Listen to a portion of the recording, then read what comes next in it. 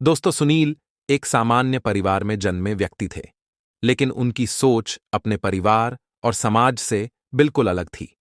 उनका मानना था कि भगवान के बजाय मेहनत और कर्म में विश्वास करना चाहिए। बचपन से ही उन्होंने मंदिरों में कदम नहीं रखा और पूजा पाठ को समय की बर्बादी समझा। उनके पिता, जो एक मंदिर के पुजारी थे, अक्सर कहते थे कि उनके बेटे की सोच एक ब्राह्मण के घर जन्म लेने के बावजूद विपरीत है। सुनील का ध्यान केवल पढ़ाई और अपने लक्ष्य पर था, एक बड़ा अधिकारी बनना। उनके इस दृष्टिकोण के कारण परिवार और समाज में उनका मजाक उड़ाया जाता था। धार्मिक त्योहारों और पूजा पाठ से दूर रहने वाले सुनील ने अपने बचपन से ही यह ठान लिया था कि वे केवल अपनी मेहनत के बल पर कुछ बनकर दिखाएंगे। यहीं से उनकी जिंदगी की यात्रा शुरू होती है, जिसमें वे नास्तिकता और विज्ञान पर अपनी अडिग आस्था के साथ आगे बढ़ते हैं। जहां सुनील अपने सपनों को पूरा करने के लिए दिन रात मेहनत कर रहे थे, वहीं उनके नास्तिक विचार उनके पिता और समाज के लिए चिंता का विषय बन गए। उनके पिता का मानना था कि भगवान का आशीर्वाद हर सफलता में जरूरी है, लेकिन सुनील ने इसे हमेशा खारिज किया। उन्होंने तर्क दिया कि भगवान में विश्वास करने से ज्यादा जरूरी है अपने कर्मों पर विश्वास करना। सुनील का यह व्यवहार उनके परिवार को समाज में शर्मिंदा करता था। लोग उनके पिता से कहते थे कि आपका बेटा धर्म को नहीं मानता, यह आपके परिवार की प्रतिष्ठा को खराब कर रहा है। लेकिन सुनील इन बातों को नजरअंदाज कर केवल अपने लक्ष्य की ओर बढ़ते रहे। यहीं से उनकी कहानी समाज के साथ उनके वैचारिक संघर्ष की ओर मुड़ती है। सुनील ने यूपीएससी की तैयारी के लिए दिल्ली का रुख किया। वहां उन्हें एक रूममेट मिला जो पूरी तरह से भगवान में आस्था रखने वाला व्यक्ति था। रूम में भगवान की तस्वीरें और पूजा पाठ का माहौल देखकर सुनील को बेहद गुस्सा आया। उन्होंने अपने रूममेट से कहा कि वह भगवान के पोस्टर हटा दे, लेकिन रूममेट ने ऐसा करने से इनकार कर दिया। सुनील को मजबूरी में उसी रूम में रहना पड़ा, जहां दोनों के विचार लगातार टकराते रहे। रूममेट पूजा के बाद पढ़ाई करता, जबकि सुनील दिन रात मेहनत में लगे रहते। यह संघर्ष केवल दो व्यक्तियों के बीच नहीं था, बल्कि भगवान में आस्था और नास्तिकता के बीच का था। सुनील ने अपनी मेहनत से यूपीएससी की परीक्षा में शानदार रैंक हासिल की, जबकि उनके रूममेट का चयन नहीं हो पाया। इस सफलता ने सुनील को यह यकीन दिला दिया कि मेहनत ही सब कुछ है और भगवान का अस्तित्व मात्र एक कल्पना है। उन्होंने अपने रूममेट और पिता को यह समझाने की कोशिश की कि भगवान की पूजा से कुछ नहीं होता, बल्कि केवल मेहनत ही सफलता की कुंजी है। सुनील का यह आत्मविश्वास उन्हें और मजबूत बनाता है, लेकिन उनके पिता अब भी इस बात से दुखी थे कि उनका बेटा भगवान में विश्वास नहीं रखता। उनकी सोच और सफलता के बीच का यह टकराव कहानी को अगले चरण में ले जाता है। यूपीएससी की परीक्षा पास करने के बाद सुनील को भोपाल में एएसपी का पद दिया गया। उन्होंने अपने कार्यकाल में निष्पक्षता और ईमानदारी से काम किया। धर्म और जाति से परे इंसानियत को प्राथमिकता देने वाले सुनील ने अपराधियों के खिलाफ कड़ा रुख अपनाया। उनकी सफलता ने उन्हें समाज में एक ऊंचा स्थान दिलाया, लेकिन उनके पिता को हमेशा यह चिंता रहती थी कि उनका बेटा धर्म और भगवान को नकारता है। सुनील अब भी अपने नास्तिक विचारों पर अडिग थे और अपने जीवन को केवल कर्म और मेहनत पर केंद्रित कर रहे थे। लेकिन उनकी जिंदगी में एक ऐसी घटना होने वाली थी जो उनके विचारों को पूरी तरह बदल देगी। महाकुंभ मेले के दौरान सुनील को भीड़ नियंत्रण और सुरक्षा व्यवस्था की जिम्मेदारी दी गई।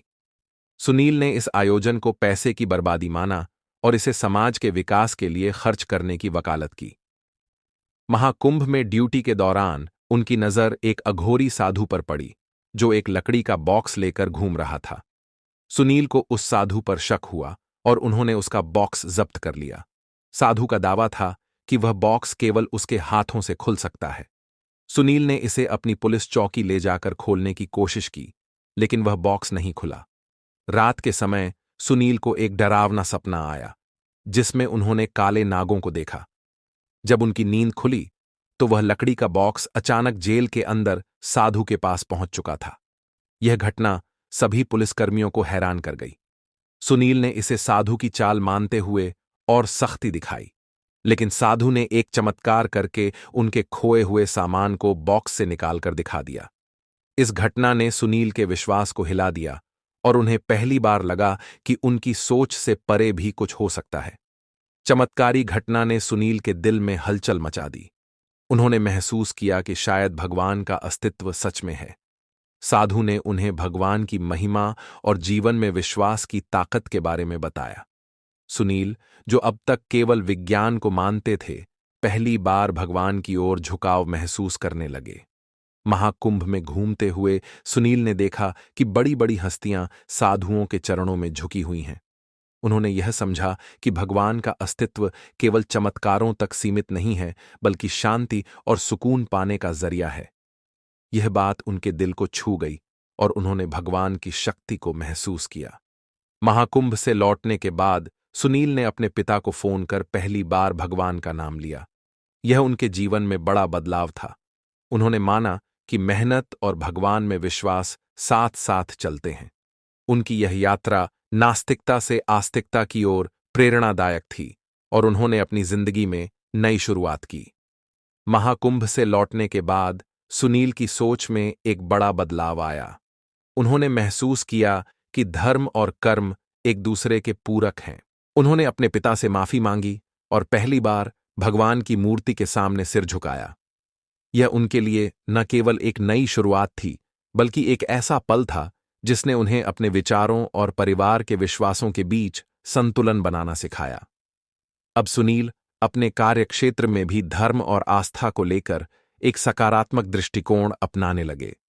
वे समझ गए कि समाज में धर्म लोगों को जोड़ने का काम करता है और इसे नकारने के बजाय सही दिशा में मार्गदर्शन करना चाहिए। उनकी यह सोच उनकी अगली चुनौती में काम आने वाली थी। सुनील ने अपने जिले में फैले अपराध और अंधविश्वास को जड़ से खत्म करने की योजना बनाई। उन्होंने इसे केवल पुलिस बल के बजाय सामाजिक सहयोग से हल करने का निर्णय लिया। इसके लिए उन्होंने धर्मगुरुओं और सामाजिक नेताओं के साथ बैठकें कीं। उनका उद्देश्य यह था कि धर्मगुरु समाज में शिक्षा और जागरूकता फैलाने में मदद करें। कई धर्मगुरुओं ने उनके इस प्रयास की सराहना की, जबकि कुछ ने इसका विरोध किया। यह संघर्ष सुनील के लिए एक बड़ा सबक था कि केवल भगवान में विश्वास करना ही काफी नहीं है, बल्कि समाज को सही दिशा में ले जाने के लिए कड़ी मेहनत भी जरूरी है। अपने जिले में एक बड़े धार्मिक मेले के आयोजन के दौरान सुनील ने देखा कि कई लोग अंधविश्वास में फंसे हुए हैं। किसी ने झाड़ फूंक से बीमारियों को ठीक करने की बात कही, तो किसी ने चमत्कारी पत्थरों को बेचा। सुनील ने इन झूठे चमत्कारों को उजागर करने का बीड़ा उठाया। उन्होंने धार्मिक नेताओं को समझाया कि धर्म का मकसद लोगों को अंधविश्वास से बचाना होना चाहिए, न कि उन्हें इसका शिकार बनाना। उनकी यह कोशिश समाज में एक नई जागरूकता लेकर आई, लेकिन इससे उनके कई विरोधी भी बन गए। सुनील के सुधारवादी कदमों से उनके कई विरोधी नाराज हो गए। एक रात उनके घर पर पत्थर फेंके गए और एक धमकी भरा पत्र भी मिला। लेकिन सुनील ने इन धमकियों से डरने के बजाय अपने काम में और दृढ़ता दिखाई। उनके खिलाफ साजिश रचने वाले अपराधियों ने उन्हें जान से मारने की योजना बनाई। एक दिन सुनील पर हमला हुआ, लेकिन वह किसी तरह बच गए।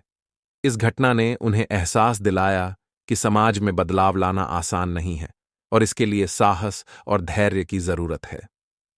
हमले के कुछ दिनों बाद सुनील से वही अघोरी साधु मिलने आया, जिसने महाकुंभ में उनके जीवन को बदला था। साधु ने सुनील को अपने साथ एक विशेष अनुष्ठान में शामिल होने का निमंत्रण दिया। सुनील ने इस निमंत्रण को स्वीकार किया और साधु के साथ एक गुफा में गए, जहां उन्होंने ध्यान और आत्मिक शांति का अनुभव किया। साधु ने उन्हें समझाया कि भगवान और कर्म दोनों जीवन में समान रूप से महत्वपूर्ण हैं और इन दोनों के संतुलन से ही इंसान अपने जीवन का उद्देश्य समझ सकता है। गुफा में बिताए गए समय ने सुनील को न केवल आंतरिक शांति दी, बल्कि उनके नेतृत्व कौशल को भी निखारा। अब उन्होंने अपने नेतृत्व में आध्यात्मिकता को भी शामिल कर लिया। उन्होंने अपने पुलिस बल के साथ ध्यान और योग के सत्र शुरू किए, जिससे उनकी टीम में सकारात्मकता और ऊर्जा का संचार हुआ। उनकी यह पहल पूरे राज्य में एक मिसाल बन गई और उन्हें एक अनुकरणीय नेता के रूप में देखा जाने लगा। सुनील के बदलते दृष्टिकोण और उनकी सफलता ने उनके पिता को गर्व महसूस कराया। एक दिन जब सुनील ने अपने पिता के साथ मंदिर में पूजा की, तो उनके पिता की आंखों में खुशी के आंसू थे। यह वह पल था जिसने सुनील को यह यकीन दिलाया कि उन्होंने अपने परिवार और अपने आदर्शों के बीच जो संतुलन बनाया है वह सही है। उनके पिता ने उन्हें आशीर्वाद दिया और कहा कि उन्होंने हमेशा सुनील की मेहनत और सच्चाई पर भरोसा किया था। सुनील की प्रेरणा से उनके जिले में कई बदलाव आए। धार्मिक स्थानों पर शिक्षा और जागरूकता के कार्यक्रम शुरू किए गए। अपराध दर में गिरावट आई और लोग धर्म और कर्म के बीच संतुलन बनाना सीखने लगे। सुनील ने यह सुनिश्चित किया कि धर्म केवल आस्था का नहीं, बल्कि समाज को जोड़ने का माध्यम बने। उनकी यह सोच और प्रयास पूरे राज्य में चर्चा का विषय बन गए। सुनील की सफलता ने उन्हें राज्य के अन्य जिलों में भी नियुक्त किया। जहां भी वह गए, उन्होंने धर्म, कर्म और न्याय के सही मायनों को समाज के सामने रखा। उनके नेतृत्व में कई जिलों में अपराध दर में कमी आई और सामाजिक सुधारों का नया अध्याय शुरू हुआ। उन्होंने यह सिद्ध किया कि नास्तिकता और आस्तिकता के बीच की खाई को पाटना संभव है। सुनील का जीवन एक प्रेरणा बन गया। उन्होंने यह दिखाया कि मेहनत, धर्म और समाज सेवा को एक साथ कैसे जोड़ा जा सकता है। उनके नास्तिक से आस्तिक बनने की यात्रा और समाज के लिए उनके योगदान ने उन्हें एक आदर्श व्यक्तित्व बना दिया। उनकी कहानी यह संदेश देती है कि जीवन में संतुलन बनाना सबसे महत्वपूर्ण है और सच्ची सफलता वही है जो न केवल खुद को बल्कि समाज को भी ऊंचा उठाए। उनकी विरासत आज भी लोगों को प्रेरित करती है। सुनील की विरासत ने न केवल समाज के बड़े वर्ग को प्रेरित किया, बल्कि युवाओं को भी एक नई दिशा दिखाई। एक विश्वविद्यालय में आयोजित कार्यक्रम में उन्हें छात्रों को संबोधित करने का मौका मिला। सुनील ने अपने जीवन के संघर्ष और बदलावों की कहानी साझा की, जिससे छात्रों को अपने जीवन में संतुलन और लक्ष्य पर ध्यान केंद्रित करने की प्रेरणा मिली। छात्रों ने सुनील से धर्म, विज्ञान और समाज के आपसी संबंधों के बारे में सवाल पूछे। सुनील ने उनके सवालों का जवाब देते हुए यह समझाया कि धर्म केवल आस्था का माध्यम नहीं, बल्कि समाज के लिए नैतिकता और सह अस्तित्व का आधार है। उनकी इस बातचीत ने युवाओं में बदलाव का बीज बो दिया।